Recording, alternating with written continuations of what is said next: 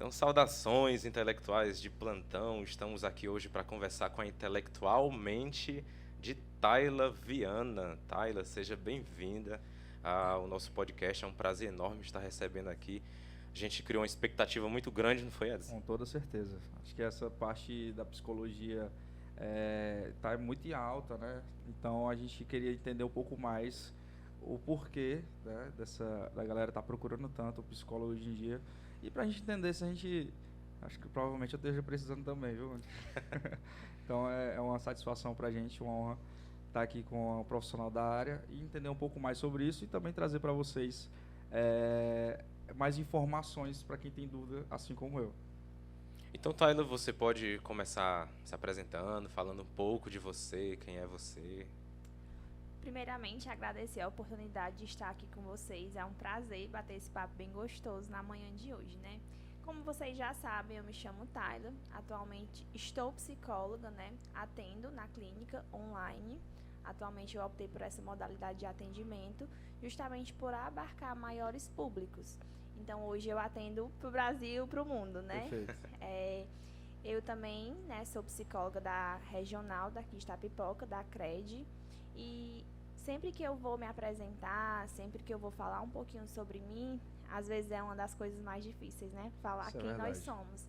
E eu acredito que o meu processo de autoconhecimento, o meu processo de desenvolvimento, que muito disso também veio por meio da psicologia, foi o que me ajudou a justamente me conhecer mais, até mesmo saber dizer quem eu sou, o que é que eu gosto e definir as melhores escolhas para mim, né? Porque muitas vezes a gente acha que a psicologia, por exemplo, ela só vai nos ajudar quando a gente tem um transtorno, quando a gente tem alguma problemática para resolver.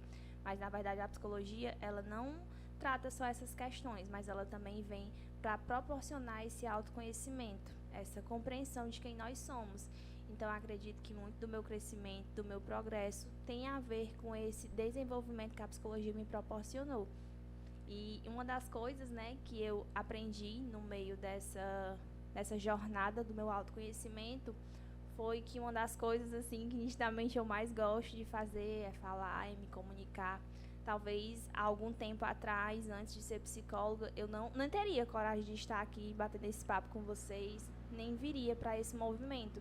Talvez pela timidez, pela insegurança e diversos outros aspectos que me travavam na minha vida. Então, hoje, estar aqui, me comunicar, faz parte do meu processo de autoconhecimento também, que foi algo que a psicologia me proporcionou. Muito bacana, viu? A gente entender mais ou menos o processo, o que levou, né? E também lhe ajudou o teu desenvolvimento tanto pessoal como profissional, né? Isso é interessante. Então vamos já partir do ponto. Você já tem uma perguntazinha para ela que eu sei. Queria saber, meio que eu me identifiquei um pouco quando você disse que foi graças à psicologia, à sua atuação na área da psicologia, que hoje tem coragem de vir assim, num momento como esse, falar.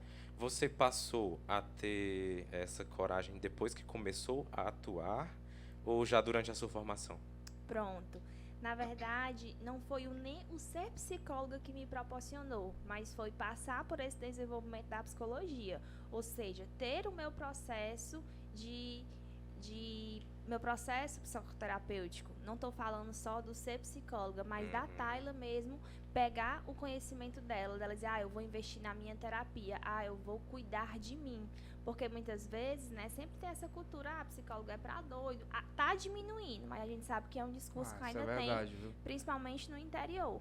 E aí, muitas vezes, a gente tem essa concepção muito clara que psicólogo é coisa de louco e por aí vai.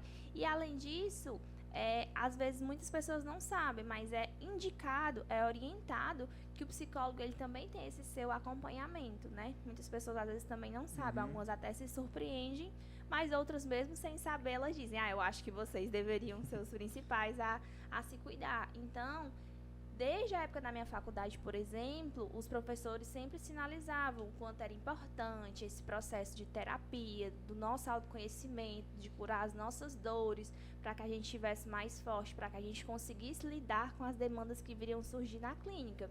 Só que a gente sabe, né? Vida de estudante, às vezes não é fácil. Gastar um certo valor, às vezes a gente não tem mesmo nem para se manter na faculdade. E na época eu até busquei terapia, né, por meio das clínicas e escolas, em locais que tivessem mais ao meu alcance.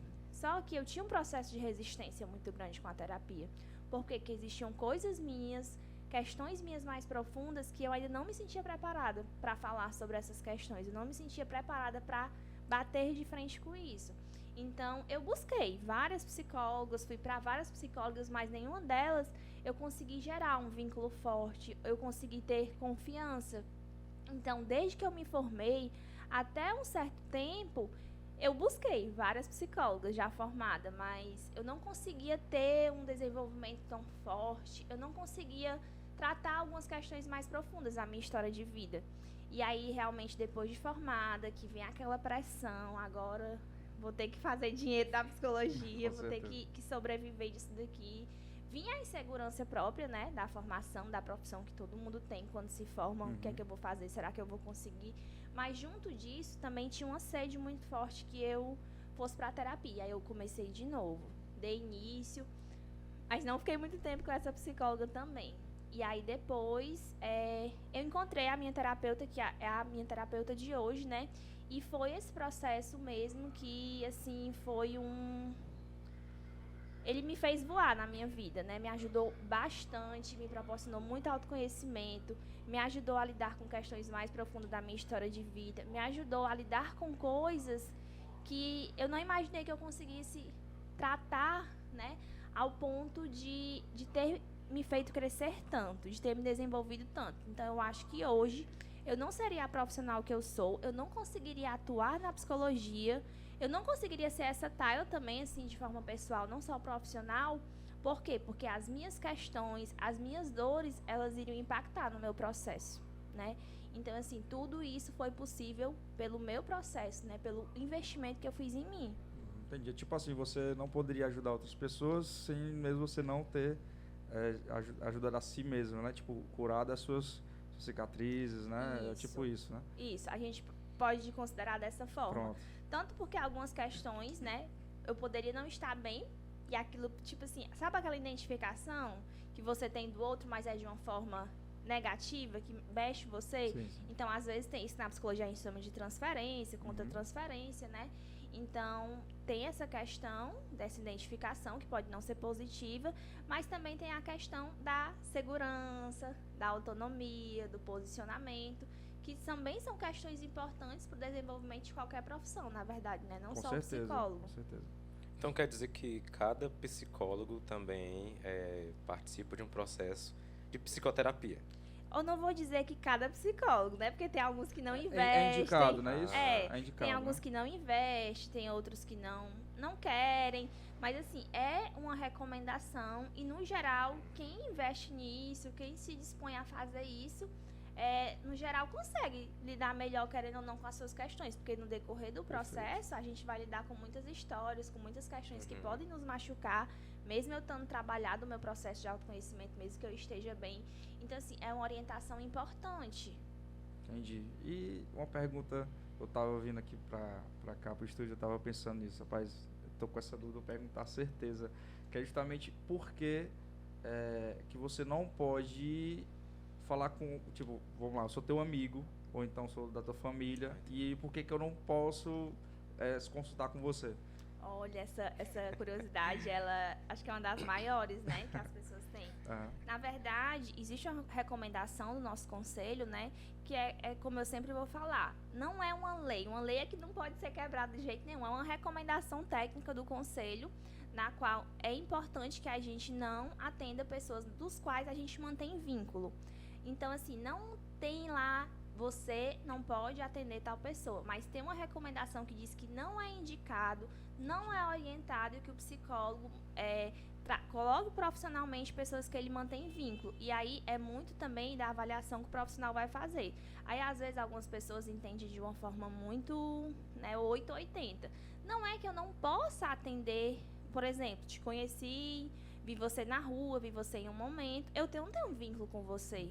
Eu te conheci, eu sei quem você é. Porque já pensou, se eu não vou poder atender ninguém que eu já vi? é impossível, Com né? certeza. Então, assim, não é sobre conhecer, é sobre manter vínculos, é sobre ter uma relação que possa interferir negativamente, que possa gerar algum tipo de desconforto, tanto para o profissional quanto para quem vai ser atendido. Então, é muito mais algo que tem que ser avaliado pelo profissional. Uma coisa é você saber quem é aquela pessoa, uma coisa é você manter vínculo com aquela pessoa. Então, quando há a existência do vínculo, realmente é indicado que não, porque isso pode interferir no processo terapêutico, seja para você ou seja para o sujeito que está buscando ajuda. Entendi. Essa pergunta mais porque eu já namorei uma... Na verdade, era estudante de psicologia, então eu já tinha isso em mente porque ela sempre falava. Não posso... Te atender. não É, posso se ela atender. tiver um vínculo Eu com vale, você... namorada? Era uma ex aí. Uma ex já não dá, né? Não, mas na época, quando a gente estava, entendeu? Já tava ciente que não podia, porque você falava. Mas ela falava de uma forma que, como fosse uma lei. Agora você está explicando que não é. É uma determinação. Você vai lá, faz ou não. Técnica. É, uma orientação técnica que seja melhor para fazer essa. É porque eu não entendia, né? Pô, agora tá bem claro. E aí, uma ex, né? Eu acho que em hipótese alguma seria legal Não, a partir hoje em desse dia, princípio. na época poderia até acontecer, mas hoje não, deixa quieto. Então, tanto por essa questão, e se você me perguntar, tá, mas qual o motivo de eu manter vínculo com essa pessoa? A questão do julgamento, a questão mesmo de você não se sentir à vontade, você não se sentir confortável. Então, o motivo dessa orientação é justamente por essas questões. Eu posso ter um pré-julgamento do sujeito, você pode não se sentir confortável o suficiente para trazer questões mais profundas da tua história de vida. Então, no geral, é para mesmo não evitar esse tipo de resistência no processo, para que o sujeito ele se sinta livre, se sinta à vontade e pleno no movimento. De fato, tem. Foi justamente por não me sentir confortável que quando eu estava procurando um profissional da área, eu até pensei assim, vou procurar alguém que não seja nem de tapipoca. Aí hoje eu faço Sabe das minhas coisas, né? uma vez por semana, online também. Olha, tá vendo? É isso que eu falo. O online é um universo gigantesco. A minha psicóloga, por exemplo, é lá do Rio. É? Olha, então... Porque, tipo assim, eu também tinha um pensamento muito desse seu. Apesar de eu saber que existe o sigilo, a questão ética e tudo. Mas eu sou uma profissional da área, eu conheço todos, não vou dizer todos, mas eu vou dizer que conheço boa parte dos psicólogos, a gente, querendo ou não, mantém um certo vínculo. Então, eu também não me sentia à vontade para expor questões da minha vida e querer trabalhar o meu lado profissional aqui também. Isso não tem nada a ver, mas na época eu não me sentia confortável o suficiente. Então, realmente, eu busquei uma profissional que eu me identificava, né? Não busquei do Rio por ser distante, mas foi mesmo por questão de identificação, a comunicação dela. Eu me senti tocada de alguma forma, por a forma como ela se comunicava, porque eu segui ela no Instagram. Então, eu optei por ela e ela é minha psicóloga até hoje. Entendi. Isso é uma tendência de hoje, tipo, da área de vocês, ser online. Porque, assim, eu acho que o contato, ele é importante também. Porque ali você vê muito da pessoa também, não fisicamente, mas alguns detalhes que podem te ajudar a dar um diagnóstico de alguma coisa. Na verdade, vocês não dão... tem até que entender essa parte aí. Vocês só... Então, é uma tendência, né, de vocês. A gente realmente não dá nenhum tipo de diagnóstico, né? Mas, dependendo da abordagem, da conduta que o profissional utilizar, o contato ele pode ser muito importante. Por exemplo, eu não atendo crianças, justamente porque eu optei pela modalidade online. E, ao meu ver, eu nem conseguiria trabalhar com crianças no consultório online. Então, já é uma coisa que realmente eu acho que fica pro presencial. Idosos mesmo, não falo nem maior, assim, uma idade mais avançada, mas eu falo idosos mesmo, já não consigo também ter essa habilidade para trabalhar com pessoas idosas mesmo, às vezes não fala muito baixo, tem dificuldade na audição, então eu não atendo esse público justamente porque eu sei que no online gera algumas fragilidades, o meu público maior é adolescentes e adultos. E aí muitas pessoas, às vezes, quando me procuram, elas fazem esse questionamento. E o online funciona? Será que o online dá certo? E aí, algo que eu também coloco para vocês refletirem é justamente isso. Você mesmo disse que já buscou outros psicólogos ou esse foi o primeiro e você ficou? Foi o primeiro. Foi o primeiro, né? Que bom que deu certo. Porque cara, né, logo. nem sempre a gente busca o primeiro profissional e a gente se sente tocada por ele, né? A gente sabe que tem essa questão. E assim, eu conheço muitos pacientes meus, assim como eu também passei por isso, assim como amigos que já passaram, já deslizaram por diversos terapeutas, por diversos psicólogos, e eles não conseguiram gerar um vínculo, gerar uma identificação, gerar uma conexão que permitisse acessar questões profundas e importantes para o processo de desenvolvimento dele. Então, eu costumo sempre dizer que a questão do psicólogo, ela não tem a ver com o contato físico, ela tem a ver com a identificação, com a conexão. Você pode ir no consultório presencial e você não se sentir nada confortável com aquele profissional. E não é sobre o profissional, tô falando sobre a conexão entre ambos. Então, assim, e como pode ir uma pessoa que ela nunca me viu e ela ia online, ela se sentir super confortável para tratar as questões dela. Então, não importa se eu estou fisicamente, o que importa é a conexão que o indivíduo vai ter comigo. O que importa é a afetividade que ele vai desenvolver, o vínculo de confiança que ele vai fazer. Então, acredito que isso não é uma grande barreira, mas a barreira maior está muito mais relacionada ao vínculo do que à presença física. Por quê? Porque até porque eu não iria optar por essa modalidade se não tivesse me dando resultados, né? Porque querendo ou não, preciso dela. Então, assim, eu acredito que não tem uma ligação 100%. Mas, é claro, tem profissionais que não vão gostar do online, assim como tem indivíduos que vão preferir o presencial. E isso é uma questão de identificação, né? Ninguém agrada todo mundo. É verdade. Mas você já passou já por essa área presencial, já? Eu já né? atendi presencial, mas realmente por questões de abarcar mais públicos, por questões de eu também Fica estar lá no limitado, digital. Né, Exatamente, a questão da pandemia, ela veio muito forte, porque a gente meio que não teve tantas opções, não teve outra opção, ou você atendia online ou você ia ficar comprometido ali por um certo tempo. Então, só que vale destacar que antes da pandemia já existia uma regulamentação do nosso conselho para o atendimento online. Já existia isso, o conselho já autorizava atendimento online. Porém, não era algo difundido, era algo que talvez nós mesmos, enquanto psicólogos, tínhamos essas crenças. Não funciona, Entendi. Não dá certo. Então, a pandemia, ela veio para abrir portas, né? E muitos psicólogos hoje, porque eu sou um psicóloga, querendo ou não, do interior, né? E isso, às vezes, é muito novo para quem é do interior, ter até mesmo essa coragem de dizer assim, eu vou atender só online. No começo, assim, eu achei que não ia dar certo, eu achei que as pessoas não iriam vir até mim, e não foi isso que aconteceu. Faz quanto tempo que você atende online? Na verdade, eu comecei a atender online já desde a pandemia, né? Desde 2020, só que depois eu voltei para a clínica presencial, tava nos dois. E que eu bati o martelo e disse assim, vou atender só online. Eu não lembro exatamente, mas foi começo desse ano, digamos assim. Então, assim, eu posso te dizer que hoje eu tenho um retorno melhor da clínica do que um ano atrás. Então, Perfeito. Não tá ruim, né? Com certeza, Funciona com certeza. online. E hoje, assim, só volto mesmo para a clínica presencial se não estiver dando certo de jeito mesmo, nenhum, né? E aí, hoje eu tenho uma paciente presencial, mas porque ela já estava comigo, né? Ela já está comigo já faz um tempo, e por questões dela, ela não consegue manter o atendimento online. Aí eu não poderia simplesmente dizer, olha, fulano, não vou mais te atender. É uma questão de compromisso, é uma questão ética, é uma questão também de você ter compromisso com o que você está atendendo. Então, assim, hoje eu não pego pacientes mais pro presencial. Eu estou com essa pessoa exclusiva porque ela já estava comigo. Então, seria irresponsabilidade de me dizer, olha, eu não vou mais atender presencial, tchau. Que bom, ela tá se sentindo, né? Esse é um lado bom, da pandemia, né? Que apesar do seu lado gigantescamente negativo, mas, por exemplo, nesse ponto oportunizou vocês, profissionais, também os pacientes, de experimentarem a modalidade online e ver que nessa modalidade também é possível, né? Com certeza. Hoje eu tenho pacientes tanto de outras cidades aqui da região, como eu tenho da capital, de outros estados, daqui da nossa cidade também. Já tem de outro país já? Não, ainda não, Olha mas aí. eu estou ansiosamente aguardando por esse dia. Eu não atendi, mas eu tenho colegas, amigas que atendem já pessoas de fora, de outros países, né? Que são brasileiros, né? Obviamente. Entendi. Porque senão eu Não, não falo outra realmente. língua, né? Eu não tenho como... Isso é verdade. Acho que um ponto interessante, acho que vamos para casa da polêmica logo, né? Vamos logo começar, né? Acho que eu queria entender o porquê se agravou ainda mais psicologicamente os adolescentes hoje em dia, né?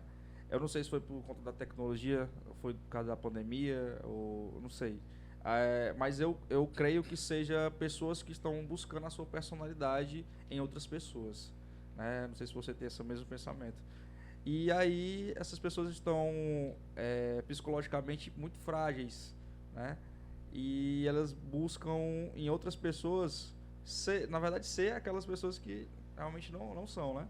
E aí eu queria saber de você o porquê que os adolescentes de hoje são esse pensamento, né? Só para exemplificar um pouco, eu como profissional que atuo dentro da escola, nós professores estamos comentando muito que antes da pandemia era difícil, não vou dizer difícil, mas comparado com hoje, o número de casos em que a gente encontra ali um dos estudantes passando por um momento de, eu não sei como nomear, né? Mas ele está lá chorando, ou está lá simplesmente calado e sem nem responder a gente fala, ele não escuta. Esses casos aumentaram muito mesmo. Muito. Principalmente agora, depois, nesse retorno às aulas presenciais. Na verdade, a gente costuma dizer que não existe uma resposta pronta, né? Para a psicologia. Vocês já devem saber disso. Então, assim, a gente acredita que não foi a pandemia em si que causou, mas ela acabou dando espaço maior para o que já existia, né?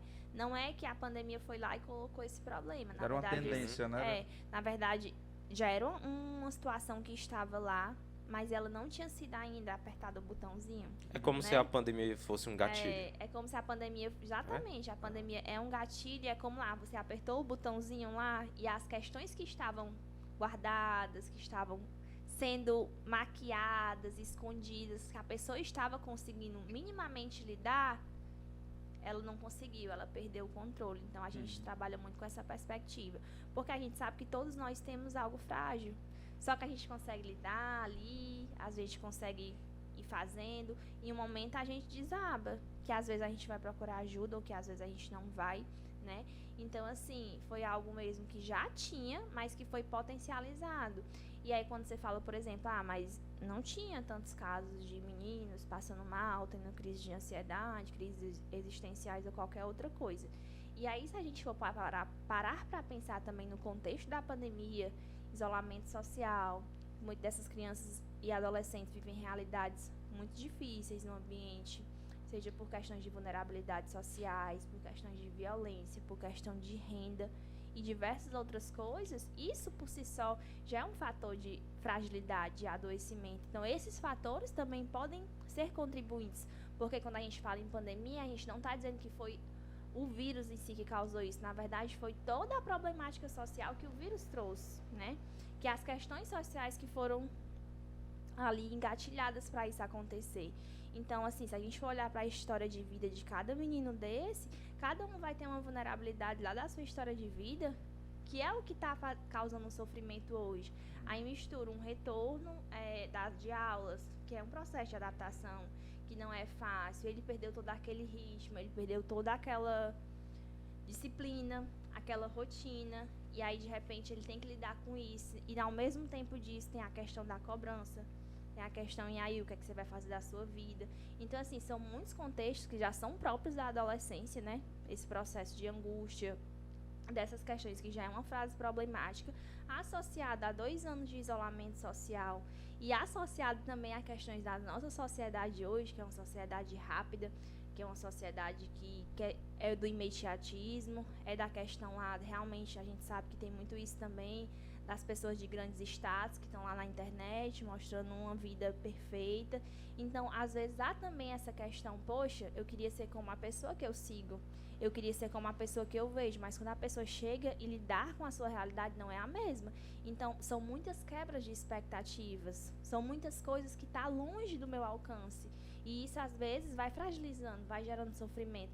Se a gente parar para pensar na gente mesmo enquanto adulto, entre aspas, pessoas maduras, às vezes é difícil para a gente chegar onde a gente quer, para a gente conquistar um determinado status, por exemplo, profissional. A maioria das vezes, na verdade. Né? E aí a gente luta tanto, mas a gente tem todo um autoconhecimento, pelo menos em processo de desenvolvimento, que a gente consegue minimamente lidar com essas questões, né? E não espirrar tanto isso. Mas o adolescente, ele não tem maturidade emocional para isso. Então, ele vai fazer no choro, ele vai fazer nessa crise, em buscar ajuda, porque às vezes a única ajuda que ele tem, infelizmente, é na escola. Às vezes ele não consegue ter essa ajuda em casa. E a gente também, culturalmente, a gente aprendeu que sofrer é errado, chorar é errado, demonstrar nossas emoções é frágil. Então, será que esses jovens estão se expressando da forma correta e nós que aprendemos a não se expressar? Porque a gente não faz isso, porque é feio, né? O que é que vão achar de mim se eu fizer isso no meu meio de trabalho, se eu fizer isso, vão me chamar de descompensada, de desequilibrada e por aí vai. Então, talvez eles estejam sendo tão naturais. A gente é que aprendeu a esconder muito. Como você falou, cultural, né? É cultural. A esconder muito o que a gente sente e quem a gente é. E aprendendo isso, tendo crescido aprendendo isso, hoje quando eu me reconheci fazendo isso, porque semana passada, quando vocês estavam indo lá para a escola, né, naquele evento, naquele dia ali eu aprendi que o choro, quando o adolescente está lá chorando, eu não preciso me preocupar com o choro dele, mas sim se ele não chorar na situação. Não é assim? Isso mesmo. Porque como a gente aprende que chorar não é o correto, hoje, como adulto, nós aprendemos a criticar e julgar aquele choro e tipo assim, ei menino, para de chorar. Como né? se o parar de chorar fosse resolver a situação, né? Que na Talvez verdade até piore, né? não é isso. E isso é uma manifestação das emoções. A gente pode chorar tanto quando a gente está feliz, quanto a gente está triste, quando a gente passa por uma decepção. Então, o choro ele é um comportamento, mas o que tem por trás do que me levou ao choro é muitas coisas, né? E às vezes eu acho que a gente está tão assustado hoje em dia, né, por ver tantas questões acontecendo, que qualquer choro, qualquer manifestação emocional, a gente já se assusta, a gente já coloca como um problema, como um transtorno. Às vezes a pessoa pode estar chorando porque ela perdeu algo importante para ela. Ela pode estar chorando porque alguém mentiu para ela, alguém decepcionou ela. Só que nós estamos tão assustados, a gente está tão assim, que a gente não pode ver uma manifestação de qualquer dor, que a gente já coloca como aquilo fosse um problema, fosse um transtorno, fosse uma doença, e não é. Então, acho que nós também temos que voltar a olhar para o outro e entender que a gente é humano, que a gente erra, que a gente sofre, que isso faz parte do nosso processo de crescimento, porque às vezes a gente não está conseguindo olhar para esse outro de uma manifestação normal do humano. Às vezes a gente quer acabar com aquilo como se fosse resolver a situação. Como se estivesse na situação de insensibilidade com pessoas, no nosso caso, um pouco mais maduro, mais grosseira, né? Tipo, essa geração é um pouco mais sensível e nós aprendemos a ser um pouco mais rígidos, né? Na verdade, a gente aprendeu a esconder nossas emoções, né? Isso é verdade. Porque eu estava até numa discussão que eu digo numa conversa, né, com algumas pessoas, e elas trouxeram justamente isso. A sociedade de hoje, os jovens de hoje, eles são muito frágeis. Eu perguntei, será que eles são frágeis mesmo? Será que a nossa resistência não é um resultado do que a gente não sofreu e hoje a gente é resistente? Né? E a gente às vezes é grosseiro. Será que um comportamento meu, ele não é resultado disso? Né? Porque às vezes a gente coloca como se isso fosse uma fragilidade, mas na verdade é como a gente aprendeu a esconder, a gente aprendeu a reprimir aquele comportamento ao ponto das vezes comportamentos nossos serem agressivos, serem grosseiros, pode não apresentar de forma de sofrimento, né? No choro, não consigo, não dou conta, porque a gente aprendeu que isso é ser frágil. Mas será que também eu ser resistente demais, eu ser reativo demais, será que também isso é saudável? Né? Porque às vezes a gente costuma dizer que a geração de hoje é mais frágil, mas só porque eles choram? Só porque eles legitimam os sentimentos que eles estão sentindo de verdade, a gente aprendeu a esconder e a querer ser forte, e isso vir em forma de outro comportamento, às vezes uma agressividade, às vezes uma prepotência muito grande, às vezes um controle sobre o outro. Será que isso é saudável também? A nossa geração é como se trocasse a manifestação natural do nosso corpo, que no caso seria o choro, por uma não natural, e aí acaba até gerando outras coisas, né? Porque quando eu sou ignorante com o outro, ali naquela situação que eu estou reagindo, a minha ignorância já vai causar algo a mais no outro, né? E que já pode até voltar para mim de novo. Então, nesse sentido, eu posso comparar o choro como se fosse o suor, como sendo uma reação do corpo quando a temperatura está elevada, né? Uma reação natural. Só que no Assim, caso de é uma emoções... reação natural, mas não é uma relação fisiológica, Uhum, entendeu? Assim, eu entendi teu exemplo, mas mais nessa perspectiva de que o choro é uma reação natural, o medo é uma reação natural, a ansiedade é uma reação natural. As nossas emoções são reações naturais, uhum, né? Só que são questões mais ligadas à questão emocional, que também emocional. vai trabalhar o fisiológico, mas não só isso, né? Uhum. Eu disse assim pra também Entendi. quebrar essa ideia de que não é legal chorar, né? É Não é algo à toa que a natural. gente já nasce chorando, né? É, a primeira coisa que a gente faz na vida. Os que Não não é à querem toa, ainda levam uma tapa ainda na mão. né? Então, assim, é uma Exatamente. reação natural. E o que é que um pai ou uma mãe, o que é que falta dentro de casa? Porque agora há pouco você disse que muitas vezes o adolescente, a ajuda que ele consegue, e quando consegue, é na escola. Como, o que seria assim um básico que a família poderia passar a fazer para que essa ajuda fosse encontrada dentro de casa nessas situações? Pronto, eu não tô aqui pra julgar as famílias, né? Porque às vezes qualquer palavra que a gente disser pode ser interpretada de forma errada. É, verdade. Então isso não é uma afirmação, mas às vezes os próprios pais, eles talvez não receberam essa cultura mais sensível no sentido de ouvir, da escuta, né? E eles acabam realmente por às vezes não aceitando e até mesmo por uma questão da proteção, eles acabam se preocupando com qualquer manifestação que envolve sofrimento. E às vezes os pais não querem que seus filhos sofram, né? Então, às vezes, para eles é muito mais fácil negar do que se preocupar com aquilo, né? Do que Uhum. trazer aquilo ali como um problemático. Então, às vezes, também tem muito essa questão do pai não aceitar, né? Não querer aquilo. E aí começa aqueles discursos que é besteira e por aí vai. Então, também tem um pouco dessas questões. E também tem a questão mesmo de da forma como a gente vive hoje, né? Às vezes a gente vive numa cultura muito capitalista, numa cultura que às vezes os pais, a família, às vezes ela acaba coisando, ou eu trabalho, ou eu vou dar atenção pro meu filho, e eu não vou conseguir oferecer nada para ele. Então, tem muito isso, porque a gente sabe que os salários são muito desvalorizados, existe toda uma problemática. Então, hoje meio que é cada um correndo atrás do que consegue dar conta para colocar comida dentro de casa, para oferecer qualidade de vida para esse menino, e às vezes é confundido, né? A dedicação financeira, tudo esse cuidado às vezes é confundido com o tempo, com a atenção, com a conversa, com o diálogo. Então, na maioria dos casos, a família, né, os pais, não é porque eles são ruins, não é porque eles querem, é porque às vezes eles não conseguem administrar tanta coisa.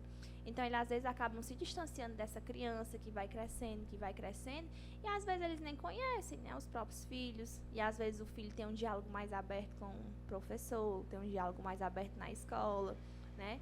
Então, tem muito tanto dessa questão, e às vezes dos pais não conseguirem dedicar esse tempo, dedicar essa atenção, como também tem outras questões sociais, né, que a gente não vai abrir para isso.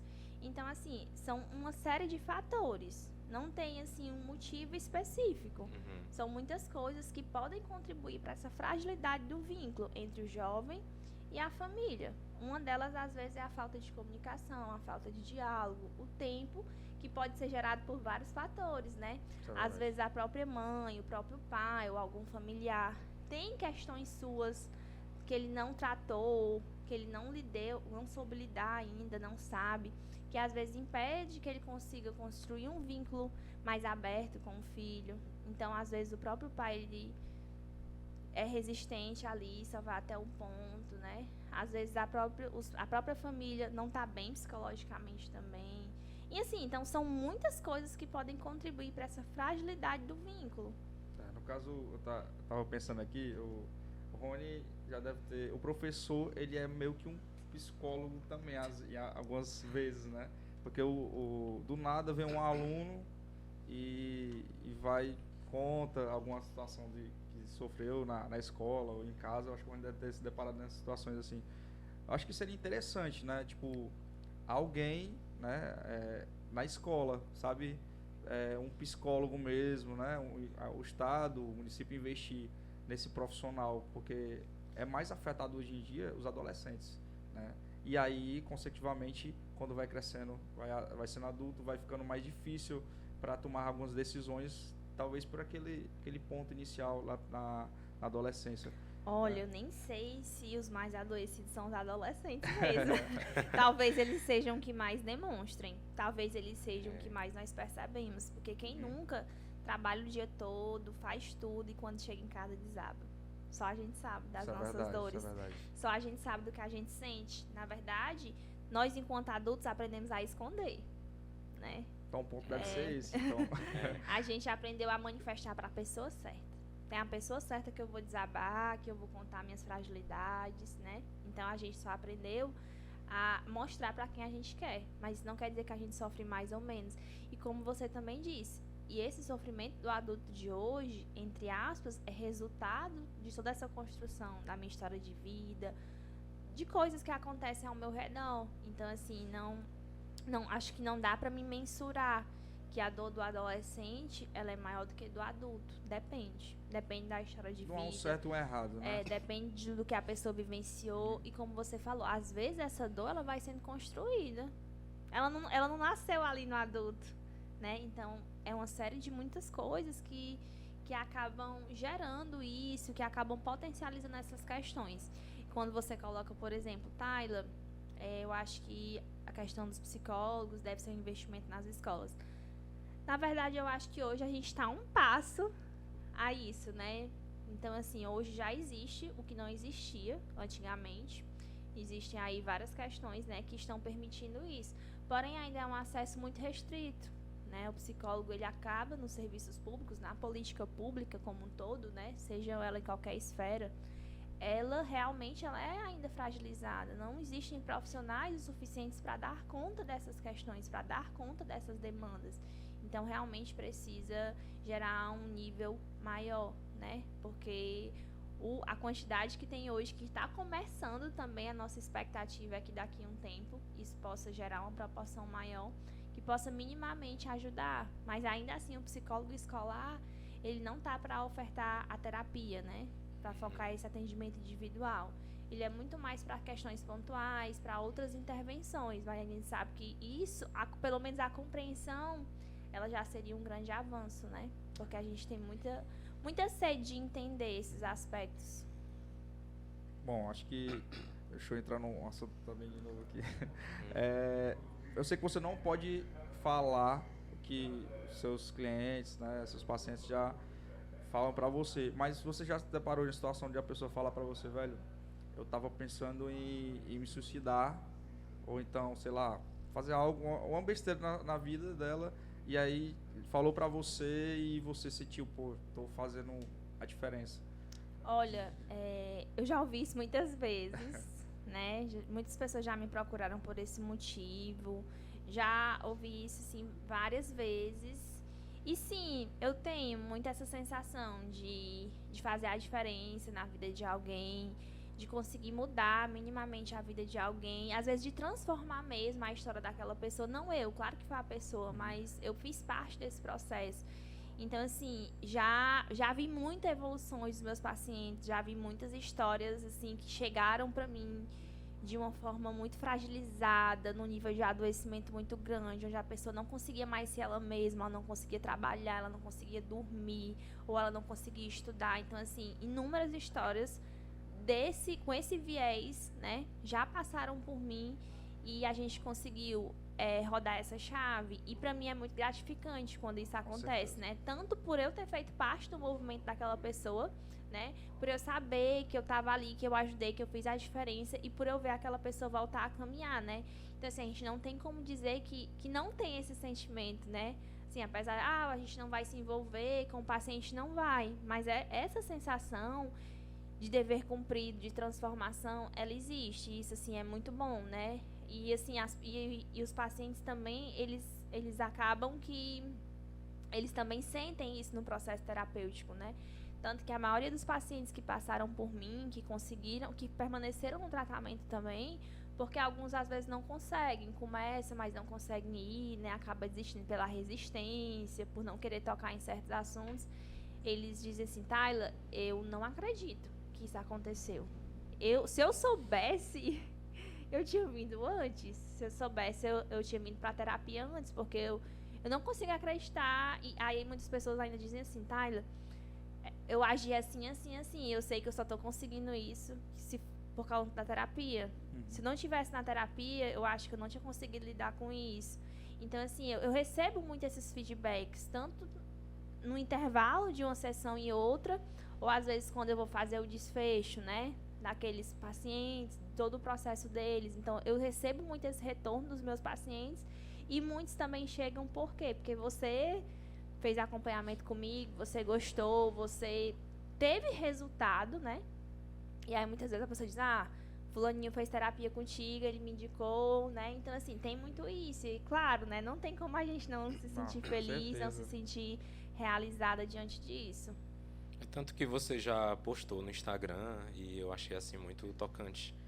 Mais ou menos assim, se alguém me perguntar o que eu faço, aí eu vou responder, eu transformo vidas, né? Nesse sentido. Eu coloquei. Porque, assim, eu acho que é muito isso, né? O nosso processo, tanto de lidar com as nossas dores, de nos conhecer, ele vai permitir que a gente transforme aquela dor, né, em algo maior. Que a gente transforme aquela dor até mesmo numa superação, numa habilidade que eu não consegui desenvolver porque eu estava travada em algum aspecto da minha história, porque eu não estava bem de alguma forma, né? Então, quando a gente permite acessar essas questões, o processo ele começa, né? A gente começa realmente a se transformar.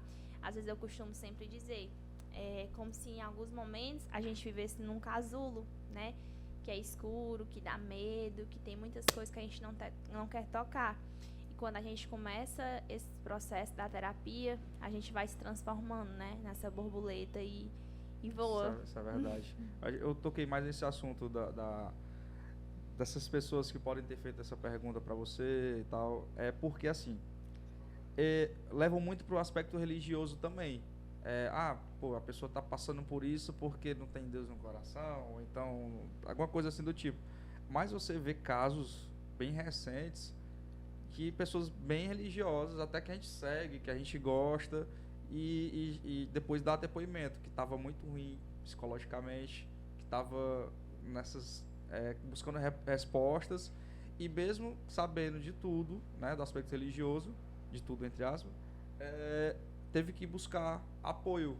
E apoio a quem? Aos psicólogos, conversar com alguém para tentar saber o que estava acontecendo. Então, não é, porque tem muita gente que fala que é por um aspecto, você está sofrendo disso porque tá sem Deus no coração, ou então tá precisando ir para a igreja. Não é bem assim. Acho que não mesmo, até porque né? a psicologia, né, ela é uma ciência, então existe toda uma questão para a gente trabalhar isso. Não é por falta de Deus, na verdade isso é até um preconceito que a gente acaba tendo, né?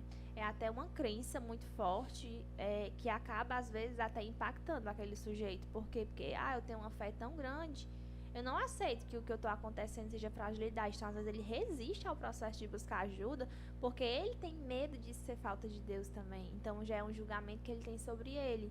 Então eu posso dizer que é até uma certa ignorância nossa achar isso, porque isso vai impedir que o sujeito busque ajuda. É que nem, eu costumo até às vezes dar esse exemplo, é que nem tem uma gripe, eu não escolho gripar. Às vezes eu posso passar por locais que podem fragilizar e fazer com que eu tenha essa gripe, né? Mas eu não escolhi, eu não fui lá, vou pegar a gripe, né? E do mesmo jeito são as questões de sofrimento, são as questões dos transtornos, questão do adoecimento mental como um todo. A gente não escolhe adoecer, na verdade todos nós estamos vulneráveis a isso. Qualquer pessoa, eu, você, um psiquiatra, um médico, um grande psicólogo, todos nós estamos vulneráveis ao adoecimento psíquico. Não é à toa que a gente vê grandes figuras aí, né, de religião, que passaram por questões que tiveram, às vezes, que dar uma pausa mesmo na sua carreira e por aí vai, né. Um dos exemplos que eu acho que mais forte que a gente tem é o próprio padre Fábio de Mello, né, e outros aí que tiveram suas questões. Nossa, eu acho que foi também, né? Isso. Que tiveram suas questões e isso não invalida a fé deles, isso não invalida o profissionalismo deles, né? Pelo contrário, é uma questão do processo dele, da dor dele, às vezes da história de vida dele, que eu acho que a gente não tem o direito de julgar, que a gente não tem o direito de colocar um limite naquele ser humano porque ele está sofrendo, né? É até uma ignorância nossa. Então, assim, não tem nada a ver, né, com falta de Deus. Pelo contrário, são questões que são muito mais profundas do que isso. Eu posso ter a minha fé inabalável, inquebrável, e ainda assim eu adoecer, e ainda assim eu ter uma depressão, Perfeito. né? Essa é uma das tantas coisas que, na vida, que a gente só vai saber quando um dia passar por ela, né? Pois é, e aí, né, você fez essa pergunta, e eu vou abrir, assim, um fato sobre a minha história, por exemplo. Eu mesmo já tive crise de ansiedade. Já passei por momentos super difíceis na minha vida. Estava na faculdade de psicologia, eu tive que dar uma pausa no meu curso. Na época, na verdade, eu quis trancar a faculdade, eu não queria mais a faculdade, porque eu não estava conseguindo associar tudo, né? As minhas questões, a minha história de vida, a demanda da faculdade, o medo, eu ia começar estágio, e eu comecei a não ficar bem. Não estava mais dormindo, ficava tonta, passava mal. Realmente eu estava tendo crise de ansiedade, só que naquele tempo eu não conseguia identificar que era uma crise de ansiedade. Só depois que eu passei, eu digo, meu Deus, eu estava tendo crise de ansiedade, eu não consegui, assim, eu consegui perceber que eu não estava bem, mas eu não consegui chegar a essa conclusão tão clara. E eu passei por isso também, né?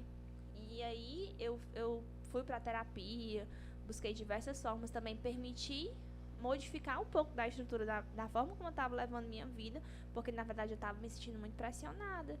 E muitas coisas da minha história de vida que eu não trabalhei, elas estavam tipo batendo na minha porta, porque era muita coisa, né, assim, para você lidar, para você associar. Então, eu também já passei por isso. Né? E às vezes a gente acha que o psicólogo, ele é um ser que ele é inabalável, né? E não é isso. A gente é um ser humano como qualquer outro. Claro que eu tenho que estar minimamente bem para me lidar com o meu paciente, para me dar conta das questões dele. Mas isso não quer dizer que eu não vou ter meu momento de vulnerabilidade, de fragilidade. Pelo contrário. Que eu também não vou ter os meus estresses, não vou ter os meus problemas, não vou ter nada disso. Então, assim, isso não tem nada a ver. Você tem que ter para você superar, né? Você melhorar até a sua vida, tanto pessoal como profissional, desses problemas, né?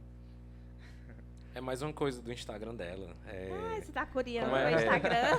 Não, aqui eu tô vendo os comentários aqui na transmissão, mas é porque eu lembrei, por isso que eu abri um sorriso, porque lá no Instagram tem, não sei se é uma pergunta ou é um tópico, psicólogo não é um robô, né? Porque, né, isso que você fala tem muito a ver com o que eu acabei de falar. Em que sentido? Muitas vezes a gente coloca o psicólogo nesse pedestal de que ele não pode sentir, de que ele tem que ser sempre neutro, né? Alguns psicólogos até brincam, neutro é detergente. A gente não, né? Então, assim, é muito disso, tanto o psicólogo ele ter as questões dele, quanto que ele também, não existe isso, gente, que o psicólogo ele não vai de alguma forma se envolver, que ele não vai de alguma forma ser tocado pelo outro, né? Porque culturalmente, né, por questões aí do código de ética também, às vezes ele coloca muitas questões que os psicólogos têm que ser, ele não fala isso, mas é como se, tipo assim, tem que ser uma postura neutra, uma postura não sei o que, você não pode isso, você não pode, não é bem dessa forma, mas é a interpretação que a gente tem. Então, muitos psicólogos entraram no nível de adoecimento por às vezes ter que ser esse robô, por às vezes ter que não sentir nada, ter que não fazer isso. E isso é uma perspectiva que digamos que vem mudando, porque não dá, já pensou? Você me procura. E aí eu tô lá, parada, séria, eu não faço uma reação de nada. Eu tô lá. Com a cara de paisagem, né? Literalmente. Aí você tá lá, você chora, você sorri, eu tô lá. Você vai se sentir bem com uma pessoa dessa? Não. Que não se manifesta. Não. E aí, durante, né, muitas questões aí, às vezes algumas pessoas dizem, a psicóloga tem que ser neutro, você não pode sorrir, você não pode não sei o quê, que isso foi uma interpretação que criaram. E aí, gente, isso gera muito mais falta de vínculo, isso gera muito mais falta de identificação e não acolhimento. Como é que tu vai se sentir acolhido por uma pessoa que tu nunca viu na vida, aí tu começa a trazer lá coisas profundas da tua história de vida e a pessoa tá lá. Gente, isso é assustador. Com certeza. Isso não é acolhimento. Então, eu acho que, claro, eu não vou me envolver, eu não vou chorar junto com o paciente, assim, derreter em lágrimas, mas isso também não quer dizer que eu não me emocione, né, diante de alguma coisa. Então, assim, eu acho que você tem que ponderar Isso Você tem que aconteceu ter já? De você tá esse ouvindo a acolhi- história e esse acolhimento. ficar- Não, já me emocionei com a história de um adolescente e tudo mais, mas assim, não foi algo, Uhum. né, ali que a gente contorna mesmo. Não foi algo pra entrar no desequilíbrio. Eu acho que não tem problema nenhum em relação a isso. Uhum. Pelo contrário, às vezes até fortalece o vínculo. Agora, o que é que pode ser problemático? É quando eu não consigo mais lidar com isso e eu tô atrapalhando o processo da outra pessoa. Mas, e essa questão de se emocionar, ela veio justamente por uma transformação, né? De onde ela estava para onde ela... De onde ela veio para onde ela estava. Então, foi mais uma perspectiva nesse sentido de melhora mesmo, né? Então, assim, a gente tem que aprender a ponderar isso, né? Porque, às vezes... E isso não é das pessoas comuns. São dos próprios psicólogos, às vezes, né? Ah, psicólogo tem que ser um robô. Psicólogo tem que ser isso. E a pessoa ali que está sendo atendida, que está participando disso, ela vai se assustar com você e não vai voltar. E aí, por isso, né, hoje já vem melhorando um pouco disso, porque os psicólogos estão se humanizando mais. Tem psicólogos mais abertos e tudo mais. Porque por isso é que o coach e outras terapias aí, elas estavam ganhando, e ainda estão, na verdade, Tem mais espaço, né? ganhando mais espaço do que a psicologia, porque eu era atendido por uma pessoa. E às vezes parece que quando eu vou buscar o psicólogo, né, ele é muito assim. Entendi. Mas assim, não são todos, tá, gente? Tô dando assim Não, só um exemplo. uma né? pincelada geral. Às vezes aqueles psicólogos mais, mesmo assim, que acabam agindo assim, mas a maioria aqui em Itapipoca eu não vejo muito essa rigidez, né, assim, Uhum. acho que é muito da perspectiva. E eu mesma, às vezes, já recebi pacientes que às vezes vinham de um psicólogo, né, não daqui, né, no geral, que elas disseram, não, eu não me sentia compreendida, eu não me sentia acolhida. Eu falava, parece que a pessoa não me entendia, eu não me sentia bem. Então, assim, tá vendo o que é que essa neutralidade gera? Ela não gera acolhimento, ela não gera empatia, ela gera distanciamento. Claro que a pessoa tá contando lá uma coisa que ela fez, eu não vou dizer, olha, você errou. Eu não vou estar lá para dar um sermão na pessoa. Eu tenho que ser neutra nesse sentido de interferir, mas eu tenho que ter uma postura de acolhimento, eu tenho que ter uma postura de adequação à questão dela. Eu não vou ficar lá realmente que nem um robô que não sente, não é isso. Entendi. Isso vale até para todas as áreas, né? Porque assim, Com certeza. na sociedade a gente lida com pessoas. Então, eu pego até um bom dia, quando eu dou um bom dia para uma pessoa, sei lá, um vendedor. E aí eu faço uma pergunta sobre um certo produto, ele só responde o bom dia e o preço. É diferente de um vendedor que dá o bom dia e sorri, né? E fala do preço e, sei lá, oferece um outro produto qualidades, semelhante, fala das Que te qualidades do acolhe, produto. né? Isso. Que vai para além das tuas expectativas dali, digamos assim. É justamente isso. A gente recebe, às vezes, tanto acolhimento de outros profissionais. Ah, você vai no médico, você quer ser bem tratado, você quer ser bem acolhido, você quer ser bem quisto. Aí eu vou para um psicólogo que eu vou abrir coisas muito mais profundas, muito mais individuais, que às vezes eu não falei para ninguém. E aí a pessoa vai ficar lá com cara de paisagem pra você. Gente, não existe nada mais frustrante do que isso. Aí é que a pessoa quer se sentir acolhida mesmo, né? A pessoa vai se sentir o quê? Julgada? É. Com certeza. Né? A pessoa vai sentir, meu Deus, pra que eu falei isso? Então, assim, eu acho que a gente tem que ter cuidado com essa postura. Claro, eu não posso ter uma postura de amigo, né? Mas eu também não posso ter uma postura de... sério. Não posso. Com Você certeza. tem que saber... Acaba bloqueando, né, a pessoa. Com certeza. É uma dúvida que eu tenho, porque assim, você lidar com várias pessoas, personalidades e problemas diferentes, né? E você, como você se prepara, você se cuida, como é que é a tua rotina? Você já disse já que tem uma pessoa, né, que você conversa, né, um psicólogo também, mas fora isso, sei lá, academia, livros, alguma pessoa de referência que você pega alguma referência dela, alguma coisa, tipo, como você se prepara para atender, fazer esses Entendi. atendimentos? Pronto, eu acho que assim, a terapia ela é de suma importância, mas a terapia ela é um veículo para pensar na minha vida, né, também. Então, assim, não adianta só ir para terapia e não fazer nada, e não buscar mudar nada, porque senão vai ser só aqueles 50 minutos e pronto. Então, assim, só que o processo da terapia, ela me permite saber lidar com algumas questões de forma que aquilo vai me abalar menos, mas também não quer dizer que não me abale, né? Como eu disse, psicólogo não é um robô. Mas existe, assim, uma série de práticas que me ajudam, né, a ter, digamos que minimamente esse equilíbrio, digamos assim, né? A prática de atividade física é um fator importante. Não gosto muito de academia, na verdade. Hoje eu faço uma modalidade funcional, estilo CrossFit, né? Que é o que eu mais me identifico. Muito bom, também Porque a faço. academia eu não gosto, não me sinto confortável, não me sinto bem. Pra mim é algo que não funciona. Esses dias eu não tô indo porque eu vendi meu carro e eu tô a pé, né? Assim. Então, esses dias eu não tô indo, mas a academia ela me ajuda muito, por questão, às vezes, de liberação hormonal, às vezes, de questão de energia, que por vezes eu não tive, às vezes, assim, aquela frequência toda, mas eu percebo que quando eu deixo de ir, eu já me sinto mais cansada, já me sinto um pouco mais tensa, né? E às vezes essa questão da academia ela ajuda mesmo. Na verdade, todo exercício físico, não só a academia. É muito importante. Mas uma das coisas, assim, que eu acho que mais me ajudam mesmo, que é terapêutico, digamos assim, porque tem a diferença do que é terapia e o que é terapêutico, né, também.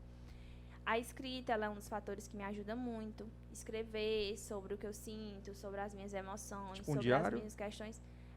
Você pode usar tanto a escrita terapêutica, né?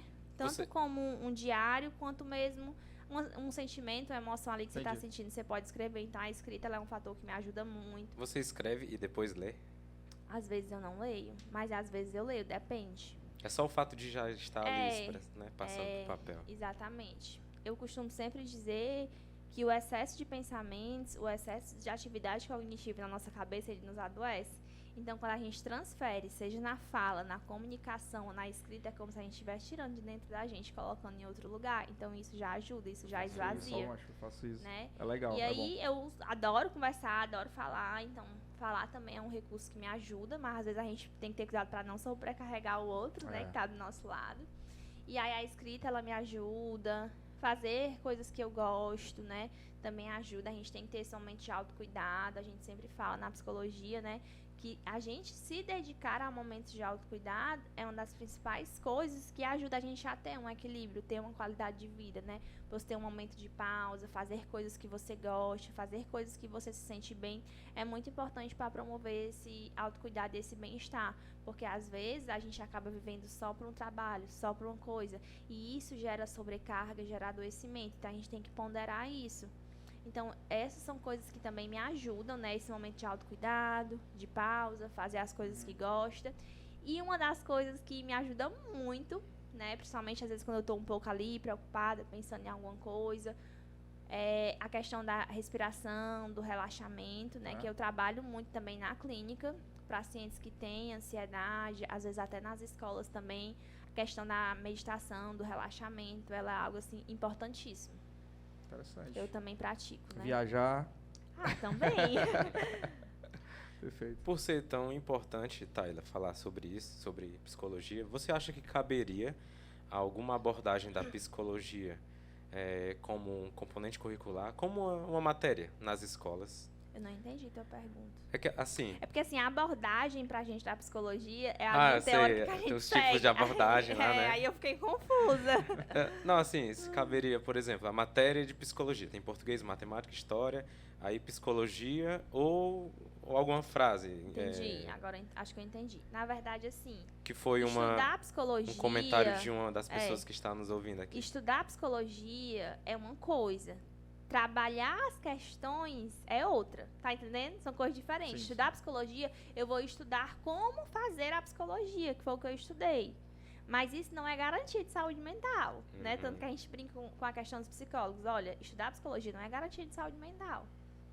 Então, eu diria que não é estudar psicologia, mas talvez de trabalhar questões emocionais. Talvez, assim, a questão das habilidades socioemocionais já seja um começo, já seja um desenvolvimento para isso. Mas não é sobre estudar psicologia, mas é sobre estudar esses aspectos emocionais, a questão de lidar com as emoções. E, assim, não é estudar, porque isso é prática, isso é vivência, né? Por exemplo, eu posso saber na psicologia todas as técnicas, tudo, e ainda assim eu posso ter uma crise de ansiedade. Ainda assim eu posso ter um transtorno mental, como tem psicólogos que passam por essas questões e isso não invalida ele enquanto profissional, até porque eu tenho que me dispor a fazer, a tratar, e tem coisas na minha vida que vão acontecer e que eu não vou estar bem, que isso faz parte da vida. Então, eu acho que é muito mais sobre o treino, sobre fazer, né? Sobre, claro, conhecer, me desenvolver, psicoeducar, saber, mas também buscar lidar com isso, né? Não é sobre estudar psicologia, porque quando eu vou estudar psicologia, eu vou estudar o fenômeno. Eu não vou estudar aquilo ali necessariamente para mim. Não sei se faz sentido Sim, para sim. ti. É tanto que é o que você disse agora há pouco, né? Não adianta eu começar a fazer psicoterapia se eu ficar só na psicoterapia e Isso. não procurar mudar, né, na minha Do vida. mesmo jeito que não adianta eu cursar psicologia e não fazer a psicoterapia, né? Porque eu tô estudando, não é garantia de saúde mental. Pelo contrário, aquele pode gerar inúmeros gatilhos para mim. E agora que você, quando eu falei em abordagem, você já entendeu os tipos, eu chamo assim, os tipos de abordagem? É, Pronto, aí, como é que eu sei, eu como paciente, ou alguém que está nos ouvindo quer começar a fazer psicoterapia, tem alguma maneira de a pessoa saber qual é a abordagem mais indicada para ela? assim, algumas questões, né, para crianças, às vezes que tem, por exemplo, um autismo, às vezes existem técnicas já que são comprovadas cientificamente que são melhores, como por exemplo o modelo da aba, não sei se você já ouviu falar, é muito indicado para a questão do autismo. Quem tem ali um déficit cognitivo ou outras questões, eles indicam às vezes um terapeuta cognitivo também, comportamental. Assim, existem algumas questões que há uma inclinação maior para algumas áreas, mas também vai muito da questão da identificação do profissional. Não é porque eu sou de uma determinada abordagem que eu vou pegar assim uma aplicação. Então, assim, tem muito da questão da identificação. Eu posso ir para um terapeuta que aquela abordagem disseram que o médico disse que é melhor, alguém disse que é melhor, mas na prática não sei, porque mais uma vez o vínculo ele vai ser desenvolvido com um profissional. Então, assim, principalmente para questões de transtorno de aprendizagem, por questões específicas, tem abordagens que elas são mais focais, que elas vão ser melhor. Até porque tem alguns que trabalham com uma perspectiva mais filosófica, mais humanista, e às vezes não vai se adequar em relação a algumas coisas. Às vezes o próprio profissional não se sente bem para ali. Mas assim, eu não vou dizer que tem a abordagem melhor ou pior, né? Eu acho que vai muito da identificação, vai muito de cada um. Eu estaria sendo antiética se eu dissesse que a minha abordagem é melhor do que as outras. Então, eu acredito que não existe isso, é muito da identificação. Mas em questão de crianças, desses transtornos em específicos, muitas vezes, né, existe uma inclinação maior para a questão dos estudos e da técnica mesmo, né? Uma criança que tem dificuldade de contato, de vínculo, ela vai trabalhar mais ali com a aba, porque é a abordagem que vai trabalhar mais a reprodução do comportamento, para desenvolver habilidades que aquela criança não tem. Por exemplo, eu não trabalho com essa questão. Então, assim, existem essas inclinações, mas isso não quer dizer que é a abordagem melhor ou pior. Eu acho que é algo que a profissional, né, ele vai estar ali e você que está escolhendo o seu terapeuta, você vai escolher. E aí eu acho Essa identificação que você falou, que né? a forma o critério, digamos assim, que de escolha, ao meu ver, ele talvez não deva ser da abordagem. Eu acho que ele deve ser da comunicação do profissional que tu procura, sabe por quê? Se eu colocar 3 profissionais, eles podem ter a mesma abordagem, mas eles podem se comunicar de forma totalmente diferente. E aí tu pode dizer, mas eu gosto dessa abordagem. Mas se tu não souber e eu colocar aqueles 3, tu pode se identificar com o outro. Então, assim, eu acredito que a abordagem não é um fator determinante. Eu volto a dizer, o vínculo, a identificação, a conexão, para mim, ela é muito mais forte. Então, o ideal é, de certa forma, experimentar o profissional, né? Conhecer. Eu sempre falo assim, olha, você quer buscar um psicólogo? Acompanhe esse psicólogo. O que é que ele fala? Se você se identifica com ele. Até porque, gente, Igual o Rony, hoje em para dia... redes sociais? Assim, eu não sei, depende. Nem todos os dá psicólogos pra estão lá. ver, Eu né? estou lá. Uhum. Então, assim, a maioria dos meus pacientes, elas me acompanham, elas se identificam comigo e elas Talvez vêm, ali né? Entendi. Já tem outros profissionais que às vezes não utilizam as redes sociais, que eu acho que às vezes isso até não é muito bom, né? Mas enfim, cada um, né, faz do jeito que achar que é correto, que é melhor para si. Mas quando a gente trabalha dessa forma, eu permito que o meu paciente tenha um contato prévio comigo. Minimamente ele já vai me conhecer de alguma forma, ele já vai saber se eu me comunico ou não, porque às vezes é muito difícil você chegar a primeira vez para alguém ali. né? Aí às vezes você vai, porque a abordagem do fulano é isso, a abordagem X trabalha assim, mas você não se identificou com ele não atingiu as expectativas que você queria. Então, hoje, a maioria das pessoas que vêm pra mim como paciente, ou elas vieram por indicação, né? E muitas vezes elas vêm por indicação, mas elas me seguem ali. Elas ficam me acompanhando. Pra confirmar, né? Né? Conferir se aquilo que Acho que nem falaram tanto pra ela. confirmar, mas às vezes até pra criar coragem mesmo. Ah, também tem isso. E aí elas ficam me acompanhando e aí depois elas vêm. Algumas ali, já teve pessoas que eu vi que a pessoa me seguiu e no mesmo dia a pessoa falou comigo. Então, assim, da construção de cada um. Mas é muito isso, né? A maioria das pessoas, elas me acompanham e elas às vezes chegam pra mim e dizem, Tayla, eu vim porque tu falou sobre esse assunto. Tayla, eu vim porque isso que tu falou, parecia que tava falando pra mim. Então, assim, elas muitas vezes vêm por essa conexão, elas vêm por essa identificação, né? Entendi. Então, mas é a construção de cada um, né? No meu caso, eu cheguei justamente por indicação. Eu estava participando de uma reunião de professores. Era uma formação, né? E essa formação era com 2 estudantes de psicologia. E aí, na discussão, uma colega professora disse isso que você falou no início aqui da nossa conversa, que foi quando você falou que a psicoterapia é indicada para qualquer pessoa. Mesmo que ela não consiga dizer, eu tenho um problema específico, por isso vou procurar psicoterapia. E aí aquilo despertou a curiosidade em mim e eu quis sentir como é a psicoterapia. Essa colega foi e me indicou. Agora não tive foi como fazer esse acompanhamento nas redes sociais, porque como eu disse, o profissional que me acompanha, ele não utiliza redes sociais. Mas assim, isso não é regra. Já teve pessoas que elas vêm pra mim, eu vim porque fulano me indicou, né? Tipo, mas uma das últimas pessoas que ela veio até mim, às vezes eu pergunto, fulano, às vezes a pessoa já disse de como ela veio, né? Mas eu gosto de perguntar. Perguntei como é que você, né, chegou até mim, a pessoa falou, não, eu tava num negócio de estética, e aí a pessoa me indicou você, eu vim. Perfeito. Né? E aí é isso, né? Assim, essa questão de casal, você atende também? Não trabalho com terapia de casal. Existe a terapia de casal, que ela vai trabalhar mesmo com os dois, aí é outra questão, não trabalho com a terapia de casal, mas assim, eu atendo demandas que envolvem questões de relacionamento. Sim. Mas até porque é a história de vida da pessoa, né? E às vezes a problemática no relacionamento, ela é reflexo de outras coisas, né? Tudo na vida é uma cadeia de coisas. Então assim, eu não faço terapia de casal, não. Partindo desse princípio, o que eles têm em comum que chegam pra você? Por exemplo, você falou que a maioria das vezes você não atende casais, mas eles falam algo relacionado a isso, algum problema no casal, né? Pronto. O que eles têm em comum, assim, que eles falam? Assim, eu não vou responder especificamente para esse caso, mas eu vou trazer uma perspectiva mais geral. Ok. Nós somos sujeitos de uma construção, na história de vida, de todos os aspectos, de várias coisas que influenciam a nossa forma de ser, agir e de sentir. Então, as coisas, elas não são resultado de uma única situação. Existem vários aspectos que contribuem para mim agir assim ou agir de tal jeito. Então, vou dar um exemplo. Uma pessoa que vive um relacionamento abusivo, né?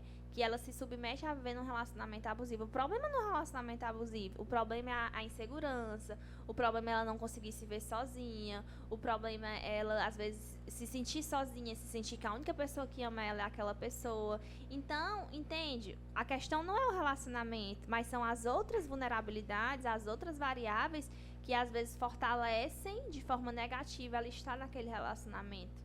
Ela não se sentir uma pessoa capaz, ela ter uma baixa autoestima, tá entendendo? E isso, Tayla, é resultado, entre aspas, de quê? É resultado da construção da história de vida dela, de tudo que ela passou, das questões que ela viveu, dos traumas que ela passou, de algumas dificuldades que ela passou ou vem passando, né? Então, assim, a questão não é o relacionamento que é abusivo, nunca aquilo ali nada, né? é o que ela tá vivendo já por questões que ela se permite estar ali. Do mesmo jeito que a ansiedade. O problema não é você estar com o coração acelerado, você ter ali. O problema não é isso. Isso é um sintoma. A questão são as coisas que estão contribuindo para essa sua ansiedade. Porque o paciente, a pessoa, ela vem com sintoma. Estou sentindo isso está acontecendo. Mas o processo terapêutico, ele vai permitir justamente a gente identificar quais são as variáveis que estão contribuindo para esses fatores estarem acontecendo. E a gente vai trabalhar isso, o todo, não só o sintoma. Então, estar naquele relacionamento é uma consequência, né? O que precisa ser mudado é algo lá atrás. A construção, né? Vamos supor, se é uma pessoa que se sente insegura, que tem uma baixa autoestima, que acha que ninguém vai mais amar ela, é uma pessoa que está enfraquecida por várias questões, então ela tem que trabalhar muito mais esses aspectos, porque ela não deixa o relacionamento, porque ela acha que ninguém vai mais gostar dela, que ela não vai achar mais ninguém, porque ela se acha feia, e por aí vai, e outra série de outras questões, que isso é só um exemplo. E daí entra de novo o ponto forte da psicoterapia, que é a questão do autoconhecimento, né? Com certeza. Hoje não, foi ontem. Justamente uma amiga minha, conversando com ela falou sobre isso, velho. Tipo, de ela estar bem consigo mesma depois que ela se permitiu se conhecer melhor. Ela era, tipo, meio que dependente de outra pessoa, mas aí ela deixou, por um acaso, acontecer algumas coisas, enfim. Aí se permitiu conhecer ela mesma. Acho que tá faltando mais nas pessoas, seja ele adolescente, adulto, ou, sei lá, não tem faixa etária, mas você se conhecer, né? Com certeza. Independente. E aí, às vezes, o que é que acontece? A gente deposita a nossa vida e a nossa expectativa no outro. É como se o outro tivesse o dever de me fazer feliz. E aí é que começa a nascer o problema, né? Porque ninguém tem a obrigação de fazer o outro feliz. Claro que você não vai fazer coisas ruins para aquela pessoa. Você vai contribuir, mas a pessoa, essa responsabilidade é dela, não é sua, né? E aí é muito disso, né? De realmente construir essas relações saudáveis. E eu até costumo dizer que é muito difícil que uma pessoa que vive num relacionamento abusivo, né? Ou algo do tipo, ela vai conseguir não permanecer, mesmo que ela termine um relacionamento, e se ela entrar em outro, e ela não trabalhar essas questões, a possibilidade do outro repetir coisa, né? é muito forte. Porque essa pessoa tem que cuidar das questões dela. O problema não é só a pessoa. Claro que tem pessoas, né, que acabam tendo comportamentos que contribuem, porque às vezes aquela pessoa também tem uma história de vida, mas eu não posso só culpar o outro, né? Eu tenho que buscar a minha parcela de responsabilidade nessa situação para tentar mudar as coisas. Porque às vezes a gente também fica muito numa figura de vítima, de culpabilização do outro, a gente não assume a nossa própria responsabilidade, a nossa própria parcela, né? Isso é verdade. Bom, vamos estar quase na hora de vocês, né? Eu tava até preocupado aqui se vai dar tempo ou não, porque o papo é tão interessante que a gente acaba deixando rolar até mais, né? Tayla, se você fosse apontar um motivo que faz com que você continue na área da psicologia, tipo assim, o que deixa você feliz como psicóloga hoje? Você diria que é o quê? Acho que o que me deixa feliz hoje, enquanto psicóloga, é justamente a transformação. É saber que a psicologia, ela permite transformar a vida, transformar histórias. Que nós não somos o que aconteceu no nosso passado, nós não somos a dor que nós vivemos, mas nós somos o que escolhemos viver. Né? A gente não é um produto do meio. Nasci assim, vou morrer assim. Mas que a gente pode mudar o rumo da nossa história. E aí tem uma frase que eu gosto bastante, do Sartre, que não é exatamente assim que ele coloca, mas essa é um pouco da minha interpretação. Nós não somos o que fizeram de nós. Nós somos aquilo que escolhemos ser, apesar do que fizeram de nós. Perfeito. Porque, às vezes, a gente acaba se colocando muito como vítima na nossa história. A gente acaba não se permitindo ressignificar, mudar ou protagonizar a nossa história. Porque aquele sofrimento, aquela dor do passado, ela mexeu tanto com a gente que a gente acaba colocando a dor acima de tudo.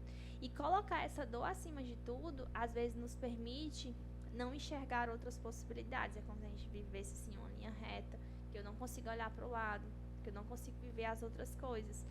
E diante de toda dor, de todo sofrimento que todos nós temos, é necessário que a gente consiga olhar para os lados, que a gente consiga ver as outras vulnerabilidades, ou ver as outras potencialidades que existem ao nosso redor, além das vulnerabilidades. Então, assim, o que me faz...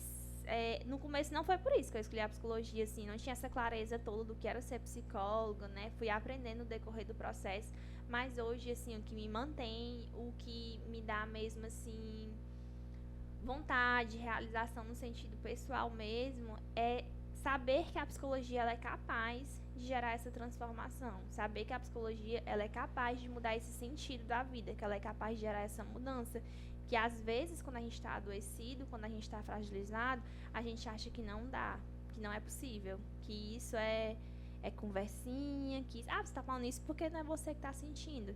Mas quem se permite entrar nesse processo, entrar nesse movimento, sabe que é verdade, sabe que é possível. Mas para isso a gente tem que entrar e às vezes a gente vai mexer em feridas, às vezes a gente vai mexer em dores, né?